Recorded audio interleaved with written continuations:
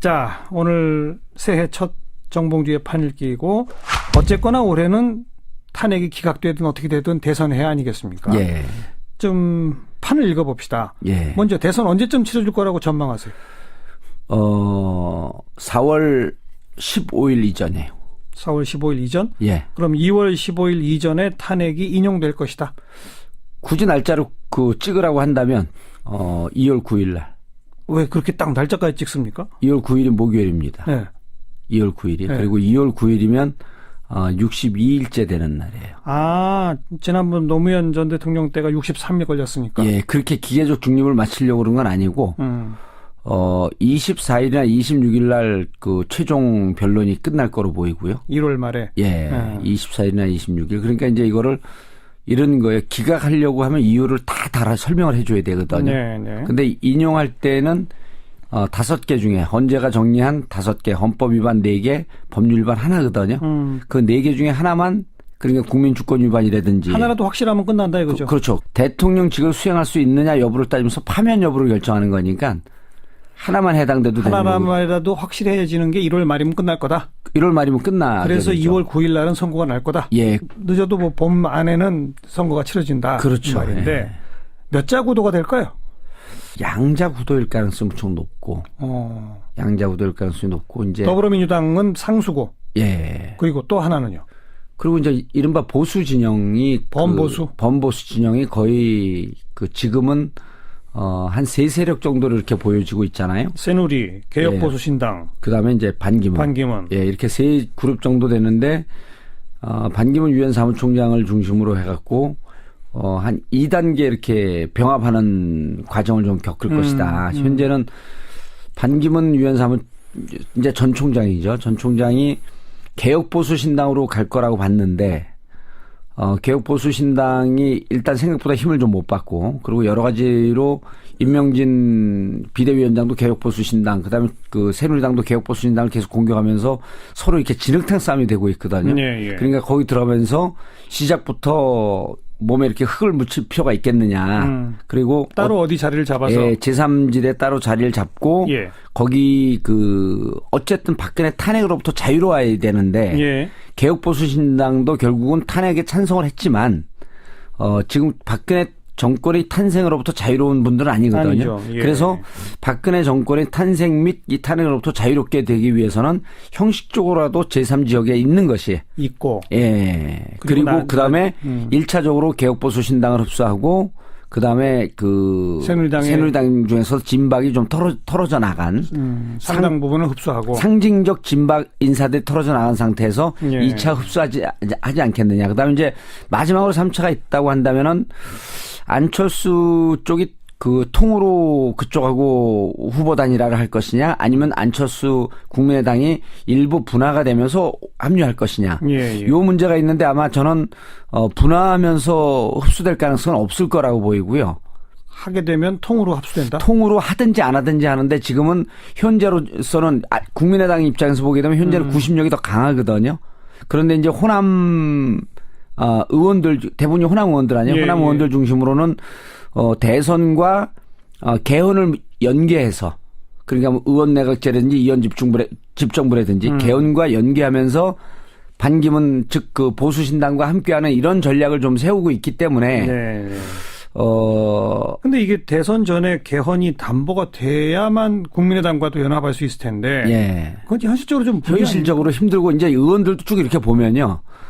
지금 문재인 1강 체제, 현재는 뭐 2강이지만 예. 거의 문재인 독주로 가는 것을 흔들기 위한 전략적 이런 필요성이 있지. 이전에 이미 헌재에서 인용이 거의 확실시 되어 있는 이런 상태에서 대선 전에 개헌은 현실적으로 불가능하다. 오히려 주자들이 대선 후보들이 개헌을 약속을 하고 언제까지 개헌을 하고 이후에 개헌에 대한 시간표를 밝히는. 그러니까 공약으로 내고는. 예, 공약으로 내걸고 이런 정도로만 생각을 하고 있더라고요. 그런 공약으로 내고는 정도를 가지고 예. 국민의당이 반기문 개혁보수신당 새누리 일부까지로 합치는 그런 모습을 상정할 수 있습니까? 근데 이제 이렇게 되는 거 아니에요. 그 정당은 대선 후보를 내지 않는 건 정당이 아니거든요. 예, 예. 특히 이제 뭐 정의당은 이제 워낙 지금 약화돼 있으니까. 근데 국민의당 같은 경우는 안철수라고 하는 어쨌든 뭐 지금 지지율이 5% 정도까지 떨어졌지만 강력한 대선 후보를 갖고 있었는데 이 대선 국면에서 후보를 못 낸다?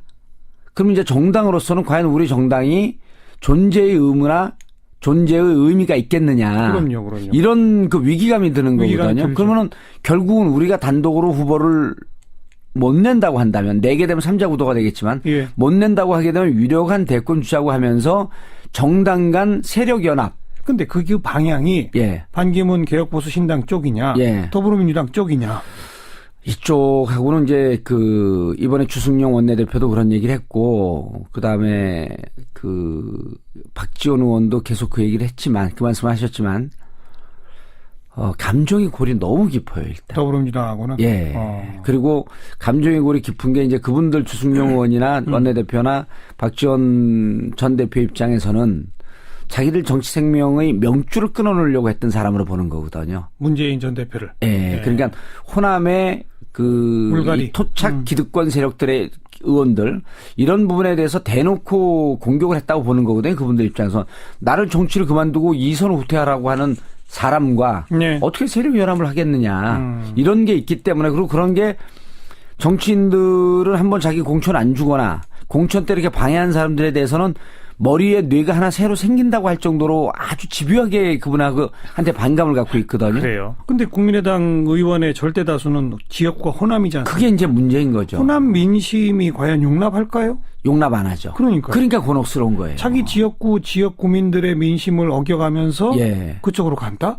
그럼 오히려 그것이 자기 무덤을 파는 행동. 머리와 발이 따로 가고 있는 거죠.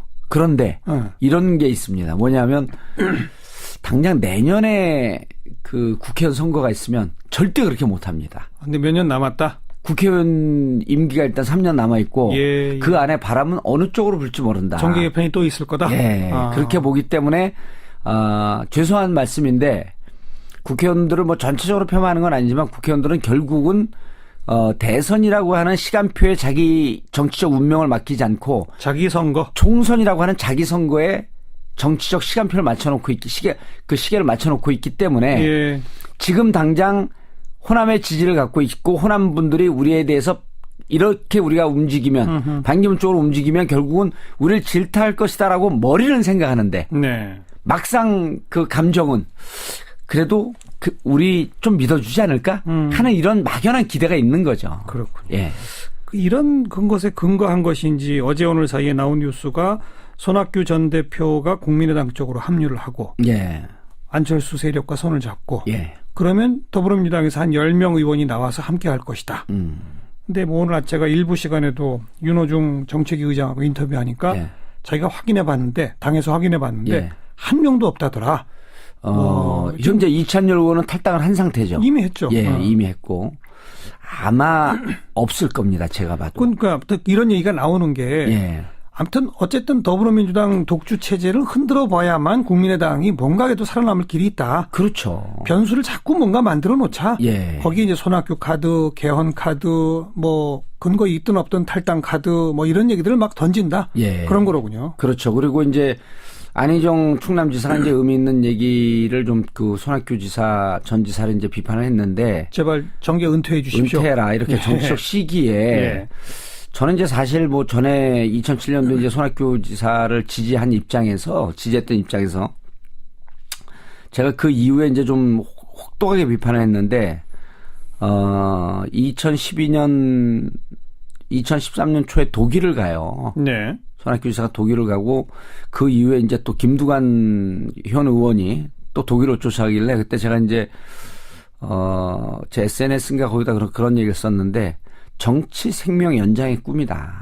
은퇴할 사람은 은퇴할 때 들어갈 때하고 물러날 때를 아는 것이 이게 그 군자가 가는 길이라고 예. 하는데 예. 그만큼 정치에서 지사도 했고 장관도 했고 당대표도 했고 예, 당대표도 했으면 정치인으로서는 과분한 영광을 누렸는데 이제 물러나야 되는데 자꾸만 자신이 뭔가 정치적 가능성이 있다고 하면서 독일도 가면서 독일 간다고 페이스북에 올리고 뭐 독일의 지방선거에 대해서 얘기하고 그런 게 희망이 없는데 개인이 예. 그냥 정치 생명을 유지하려고 하는 이런 꿈이고 결국 이게 국민들에게 지지자들에게 누가 되는 거 아니냐. 근데 그 얘기를 안희정 지사가 했어요. 네. 저는 안희정 지사의 지적이 맞다고 봐요. 그렇게 안 할 거면 자꾸만 정치에 그 국민들은 2% 3% 1%도 안 되는데 자꾸만 자신의 정치의 중심에 쓰려고 하면서 예. 국민들을 현혹시키는 행동을 안 했으면 좋겠어요. 차라리 그냥 이 당에서 당대표도 했기 때문에 이 당으로 그냥 들어오시든지 네.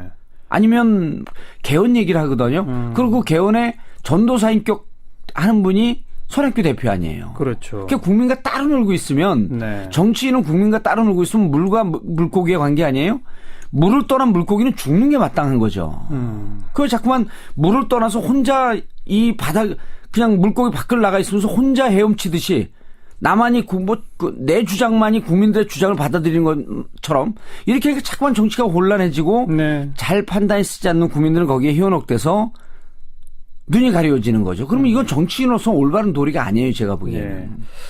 게다가 국민의당은 당론으로까지 개헌을 지금 확정 지어놨거든요. 그렇죠. 그것도 역시 국민의 뜻과 좀 따로 논다. 저는 이제 하지만 이렇게 봐요. 신년 여론조사를 보면 또 예. 개헌은 해야 된다라는 여론이 더 높긴 해요. 개헌을 해야 된다라고 하는데 또 그 상세 제가 또 여론조사 해봤잖아요. 그럼 언제 개헌이냐. 그러니까 이렇게 조기 대선 있을 때는 전에는 대선 전에 해서 대통령제나 이런 게 지방적 대통령제의 문제점 이런 걸 극복하자라고 하는 주장이 더 많았었는데 네. 조기 대선으로 오면서 대선 이후로 또 이렇게 가요. 여론이. 예, 여론이. 그러니까 50% 이상은 대선 이후에 그러니까 대선 때 어떻게 할 것인가라고 하는 공약을 걸고 이제는 이렇게 국정을 농단할 수 있는 아주 강력한 힘을 갖고 있는 이런 대통령제에 대해서 문제제기를 좀 해보자라고 하는 데까지는 동의를 했는데 예. 국민들 입장에서 이런 거죠. 개헌이 필요하다. 이게 87년 체제로 온 이제 한 40년 왔기 때문에 필요하다고 보면서 그러면은 텐트를 치자 이런 거 집을 짓자. 그럼 원통 집을 질 거냐?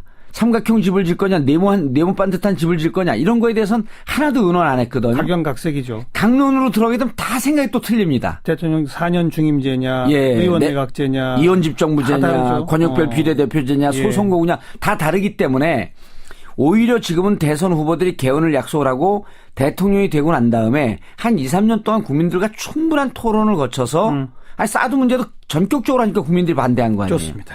그래서 그렇게 토론을 하면서 개헌에 대한 담론을 만들어 나가는 것이 더 맞지 않겠냐 이렇게 보는 거죠. 어떤 의미에서는 그게 가장 현실적이에요. 예, 근데 이제 국민의당은 왜 당론을 해놨냐면 당의 유력한 그 후보가 없기 때문에 지지율이 떨어지잖아요. 아까 얘기하신 예, 거죠. 그리고 이제 당은 자꾸 초조해지는 거죠.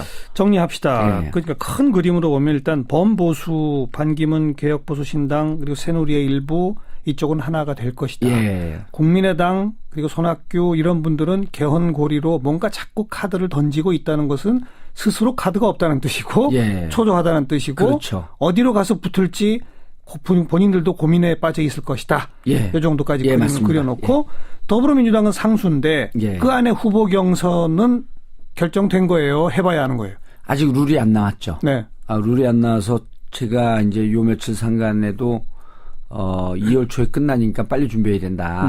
그리고 이제 몇몇 후보들한테도 얘기했는데 이제 얘기가 나오기 시작을 했죠. 지금은 근데 이제 룰도 빨리 합의될 것 같아요. 예, 예. 왜 그러냐 하면 물론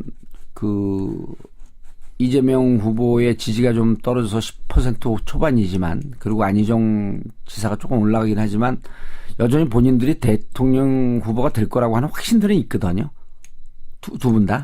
그리고 이제 문재인 전 대표 같은 경우 20대 후반 30대 초반까지 올라갔잖아요. 예. 근데 이 두 분들이 내가 대통령 후보가 될 것이다라고 하는 기대와 확신은 있으면서도 객관적 열세가 있기 때문에 이 룰을 갖고 깊게 싸우지 않습니다. 그전 같은 경우는 2007년 이런 경우는 이제 아주 심하게 싸우는데 2012년도 그런 대립이 별로 없었죠.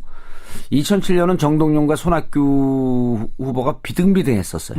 비등비등할 때는 룰 하나로 지지율 2, 3%가 왔다 갔다 한다고 봤거든요. 지금은 차이가 있기 때문에. 지금 차이가 있기 때문에 룰에 대한 대강의 합의. 그다음에 오히려 또 앞서가고 있는 문재인 전 대표 측에서 다른 사람들이 요구하는 거 다 받아들이겠다. 그렇죠. 무척 수용적으로 가죠. 이렇게 나올 수도 있는 거니까. 그럼 좋아요. 어떻게 해도 되니까. 그래서 경선 룰이 정해지면 그러면 그럼 이제 경선 들어가면서 이것을 전체적인 대선 시계를 보면서 본선에 들어갔을 때 당이 어떻게 유리할 것인가라고 하는 그쪽으로 지금 방점이 찍혀 있어요. 그래요. 당연히 그래야죠. 예, 근데 그전에는 안 그랬습니다. 예. 그전에 경선에 목숨을 걸고 있었기 때문에 본선은 차치해. 그래갖고 뭐라 그러냐면, 경선에서 몸 풀다가, 예선하다가 몸에 힘 다 빠진다 그렇게 그러거든요. 말이에요. 예. 이제까지 계속 그랬습니다. 그럼 막상 본선에 들어가면 경선 때 싸웠던 후보들 지지자들은 갈갈기 찢어지고. 요번은 그렇지 않을 것이다. 요번은 좀 덜 할 것 같아요. 그렇지 않을 수는 없습니다. 그렇지. 근데 덜 할 것이다. 예, 좀 덜 할 것 같습니다. 그래서 결국 누가 후보가 되느냐? 현재로선 저는 문재인 후보가 가장 유력하다고 보는 거죠. 네. 예, 그리고 이제 그 내부의 이제 지지율의 변동을 보면, 이재명 시장의 그 지지율이 18%까지 올라갔었거든요. 한때. 예, 그게 그 12월 초입니다. 그리고 반문연대 우산 발언, 우산론, 반문연대 발언하면서 그쪽으로 갔던 그 분명한 정체성을 요구했던 강성 지지자들. 좀 떨어져 나가. 이른바 집토끼들. 그분들이 떨어져 나서 일부 아니죠. 다수 문재인 쪽으로 다시 회귀를 했습니다. 예, 예. 그러면서 이제 지지율이 20% 후반 30% 초반까지 회복을 했다가 12월 23일, 24일쯤에 충청도 여론조사를 해봤습니다. 네. 이제 언론도 좀 나왔는데 예. 충청도 여론조사 해봤을 때 반기문 후보가 충청도에서 10%쯤 앞서갔어요. 문재인. 예, 문재인. 네. 그리고 나서 그 언저리에 23만 불 수수설이 터집니다. 23만 불 수수설은 시사저널이 제일 먼저 터뜨렸는데 그걸 가장 강력하게 받은 게 재미있게도 중앙일보에서 제일 세게 받았습니다. 네, 네. 중앙일보에서.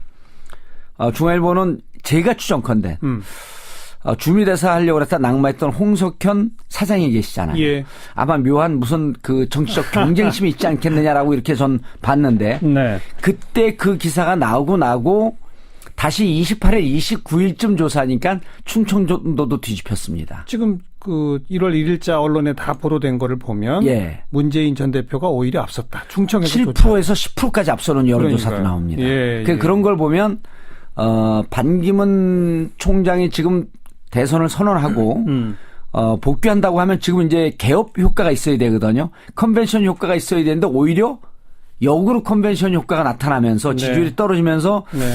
반기문 유엔 사무총장이 레이스를 걸까 하는 위기감까지 지금 오고 있거든요. 오히려 시작 안 할 수도 있다. 예, 근데 이제 시작 분명히 할 겁니다. 왜냐하면 좋습니다. 예. 맨 첫 질문이 대선판 그리면서 몇 자 구도가 될까요? 그랬더니 예. 양자 구도를 조심스럽게 점쳤어요. 예. 그렇다면 어쨌든 더불어민주당의 후보. 현재로서는 문재인 전 대표 가장 유력. 예. 범보수. 현재로서는 반기문 전 총장이 가장 유력. 그렇습니다. 그렇게 되고 예. 국민의당 안철수, 손학규 등등의 이 이른바 중간 쪽에 있는 분들은 계속 고민이 깊겠지만 글쎄 대세에 큰 지장 안 준다 이런 예. 거였죠. 그러니까 양자 구도라고 보겠죠. 그렇죠. 근데 예. 이제 이 양자 구도에서 아직도 그 정당을 결정하고 하지 않거나 무당파층이 여전히 20%쯤 존재하고 있습니다. 있죠. 예. 근데 그 단단하게 존재하고 있어요. 예. 이거는 분석을 해보지 않았는데 전에 누구를 지지했었습니까? 그걸 분석해보지 않았는데 아마 안철수 후보를 지지했던 분들이 많을 거예요. 많겠죠. 예. 그런데 안철수 의원이 5일이나 6일쯤 미국 떠났는데 떠나기 전에 입장을 밝히고 떠난다는 거 아니에요? 저는 나중에 입장 바뀌더라도 대선 출마하겠다라고 하는 뜻을 강력하게 비치지 않겠느냐. 밝히겠죠. 그러면 안철수 후보도 다시 10%까지 회복할 수 있지 않겠느냐. 네, 네. 이렇게 그럼 3강 구도. 그럼 3자 구도, 3자 구도로 2강 1중 구도로 가는 거죠. 네, 그러면 3자 구도로 가다가 예. 막판에 또 단일화가 생깁니까 어떻게 됩니까? 단일화가 생겨도 안철수 후보의 단일화는 반기문 쪽으로 갑니다. 반기문 쪽이다. 예. 문재인 쪽이 아니고. 안 갑니다. 그러면요. 만약 그렇게 해서 예. 문재인 대 반기문 플러스 안철수로 붙으면 예. 어떻게 됩니까? 1대1 구도일 때하고 똑같습니다. 왜냐하면 안철수 의원이 반기문 쪽으로 가게 되면 그 지지자가 반쪽 납니다. 반쪽 나니까. 예. 그러니까 변수가 안 된다. 변수가 안 되는 거죠. 글쎄요. 그래서 제가 이제 안철수 그쪽 사람들을 좀 만나봤더니 예. 반기문 쪽으로 간다고 하더라도 별다른 변화가 없다고 한다면 예. 독자적으로 레이스 건다. 끝까지 그냥 간다. 예, 그런 주장을 하는데 그게 이제 문제는 뭐냐면 지금 당에서 상처를 받았잖아요. 김성식 그 원내대표 출마를 시켰다가 떨어졌기 때문에 예. 결국 뭐 호남 기득권 기득층이라 뭐 이런 얘기도 하는데 그것 때문에 끝까지 레이스를 걸지 않겠느냐 이런 추정도 해보는 거죠. 오늘 여기까지만 합시다. 예, 합류할 것이냐. 예, 예. 요 문제가 있는데 아마 저는 분화하면서 흡수될 가능성은 없을 거라고 보이고요. 하게 되면 통으로 합수된다. 통으로 하든지 안 하든지 하는데 지금은 현재로서는 국민의당 입장에서 보게 되면 현재는 구심력이 더 강하거든요. 그런데 이제 호남 의원들 대부분이 호남 의원들 아니에요. 예, 호남 예. 의원들 중심으로는 대선과 개헌을 연계해서 그러니까 뭐 의원 내각제라든지 의원 집정부라든지 개헌과 연계하면서 반기문 즉 그 보수신당과 함께하는 이런 전략을 좀 세우고 있기 때문에 네. 근데 이게 대선 전에 개헌이 담보가 돼야만 국민의당과도 연합할 수 있을 텐데. 예. 그건 현실적으로 좀 현실적으로 힘들고 이제 의원들도 쭉 이렇게 보면요. 지금 문재인 1강 체제, 현재는 뭐 2강이지만 예. 거의 문재인 독주로 가는 것을 흔들기 위한 전략적 이런 그 필요성이 있지. 이전에 이미 그 헌재에서 인용이 거의 확실시 되어 있는 이런 상태에서 대선 전에 개헌은 현실적으로 불가능하다. 오히려 주자들이 대선 후보들이 개헌을 약속을 하고 언제까지 개헌을 하고 이후에 개헌에 대한 시간표를 밝히는. 그러니까 공약으로 내고는. 예, 공약으로 내걸고 이런 정도로만 생각을 하고 있더라고요. 그런 공약으로 내고는 정도를 가지고 예. 국민의당이 반기문 개혁보수신당 뭐 새누리 일부까지로 합치는 그런 모습을 상정할 수 있습니까? 근데 이제 이렇게 되는 거 아니에요. 그 정당은 대선 후보를 내지 않는 건 정당이 아니거든요. 예, 예. 특히 이제 뭐 정의당은 이제 워낙 지금 약화돼 있으니까. 근데 국민의당 같은 경우는 안철수라고 하는 어쨌든 뭐 지금 지지율이 5% 정도까지 떨어졌지만 강력한 대선 후보를 갖고 있었는데 이 대선 국면에서 후보를 못 낸다? 그럼 이제 정당으로서는 과연 우리 정당이 존재의 의무나 존재의 의미가 있겠느냐. 그럼요. 이런 그 위기감이 드는 거거든요. 그러면은 결국은 우리가 단독으로 후보를 못 낸다고 한다면 내게 되면 3자 구도가 되겠지만 예. 못 낸다고 하게 되면 유력한 대권 주자 국민 주권 위반이라든지 하나라도 확실하면 끝난다 이거죠. 그렇죠. 대통령직을 수행할 수 있느냐 여부를 따지면서 파면 여부를 결정하는 거니까 하나만 해당돼도 되는 거고. 하나라도 확실해지는 게 1월 말이면 끝날 거다. 1월 말이면 끝나. 그래서 2월 9일 날은 선거가 날 거다. 예. 늦어도 뭐 봄 안에는 선거가 치러진다. 그렇죠. 말인데 예. 몇 자 구도가 될까요?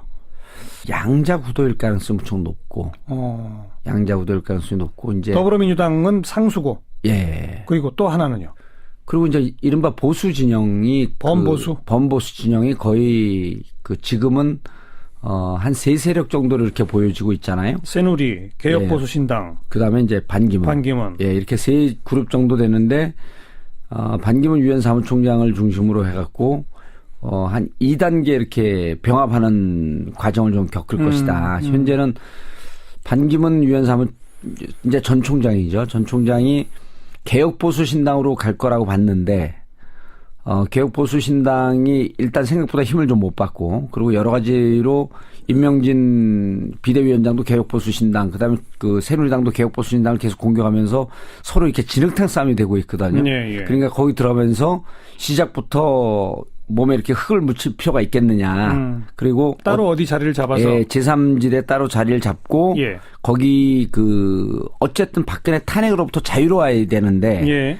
개혁보수신당도 결국은 탄핵에 찬성을 했지만 지금 박근혜 정권의 탄생으로부터 자유로운 분들은 아니거든요. 예. 그래서 박근혜 정권의 탄생 및 이 탄핵으로부터 자유롭게 되기 위해서는 형식적으로라도 제3지역에 있는 것이 있고. 예. 그리고 그다음에 1차적으로 개혁보수신당을 흡수하고 그다음에 새누리당 중에서 진박이 좀 털어져 나간 상당 부분을 흡수하고 상징적 진박 인사들이 털어져 나간 상태에서 예. 2차 흡수하지 않겠느냐. 그다음에 이제 마지막으로 3차가 있다고 한다면은 안철수 쪽이 통으로 그쪽하고 후보 단일화를 할 것이냐 아니면 안철수 국민의당이 일부 분화가 되면서 자, 오늘 새해 첫 정봉주의 판을 끼고 어쨌거나 올해는 탄핵이 기각되든 어떻게 되든 대선해야 아니겠습니까? 예.